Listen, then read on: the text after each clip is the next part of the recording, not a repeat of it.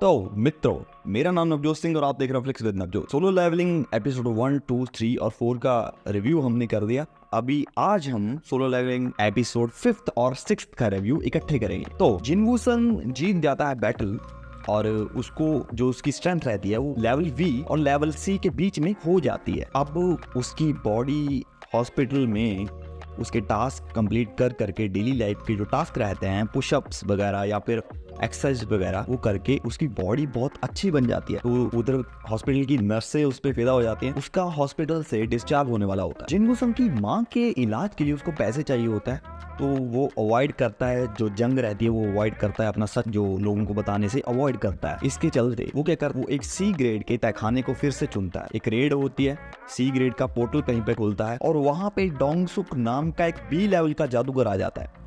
उसके और उसकी टोली जो सी लेवल की होती है वो वहां पे आ जाती है।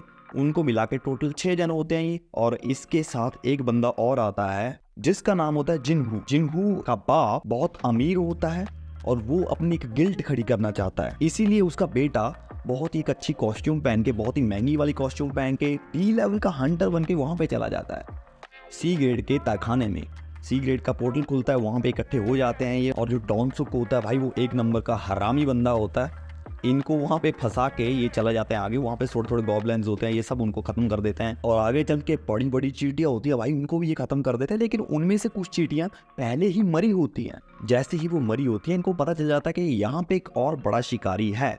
तो जैसे ही ये मेन तहखाने में पहुंचते हैं, वहां पे इनको दिखती है एक सी लेवल की बहुत बड़ी मकड़ी वहां पे मौजूद है। लेकिन वहां उसके आसपास बहुत सी धातु मौजूद है, जिसके चलते ये लोग पैसा कमाएंगे जिसको बेच के। अब जो डोंगसुक जिसका मैंने जिक्र किया था, वो बंदा हरामी क्यों है, वो इन दोनों को, जिनवू सन और जिनवू को, वहां पे छोड़ के वापस चले जाते हैं, ये बोल के कि हम खुदाई के लिए सामान भूल आए, हम लेके आते हैं, ताकि ये जो दोनों हैं वो मकड़ी का शिकार हो जाएं और सारा का साला माल ये बटोर ले। मकड़ी को मारने के बाद जिनवू संग को पता चल जाती है वो चीज। अब वो देखते हैं कि चलो ठीक है, अब खुदाई शुरू कर देते हैं। जिनवू संग एक ई लेवल का हंटर बन के जाता है, तो सबको ऐसे प्रेटेंड करता है कि मैं एक नल्ला बंदा हूँ या फिर मैं एक शक्तिशाली बंदा नहीं हूँ। तो वो क्या करता है, वहाँ पे बैग लेके जाता है, बैग वहाँ पे खुदाई शुरू करता है। जैसे ही खुदाई शुरू करता है भाई, मकड़ी की आंख खुल जाती है और मकड़ी नीचे आ जाती है। वहीं पे एपिसोड 5th एंड कर दिया जाता है। एपिसोड नंबर 6 जब स्टार्ट होता है तो वहीं से स्टार्टिंग होती है। वो मकड़ी वहां पे आती है और वहां पे उस तहखाने में मकड़ी के सामने जिनवू संग, हमारा हीरो, वहां पे होता है। अब जिनवू संग को तो ये लगता है जिनवू संग अपनी शक्ति छुपाता है, लेकिन वहां पे जिनवू होता है, इसीलिए अब उसने अपनी और जिनवू की जान भी बचानी है। तो वो उस मकड़ी को काट डालता है, बहुत बेरहमी से काट डालता है। वो मकड़ी सी लेवल की होती है और वो खुद बी और सी में कहीं होता है। जिस हरामी बंदे का मैंने जिक्र किया था, डोंगसुक, वो और उसकी टीम वाले बंदे बाहर वेट कर रहे होते हैं कि कब ये लोग मरे और कब हम वहां पे जाएं। अंदर जाके उस मकड़ी को मार के वो सारा का सारा जो धातु है वो लूट ले। लेकिन जब ये ऊपर से घूम के आते हैं तो ये देखते हैं कि वहां पे तो कुछ है ही नहीं, वो मकड़ी ऑलरेडी मर चुकी है और ये बंदे दोनों खुदाई कर रहे हैं। तब जो डोंगसुक रहता है वो नीचे जाता है, इनको बोलता है तुम लोग बहुत चालाक हो। डोंगसुक को ऐसा लगता है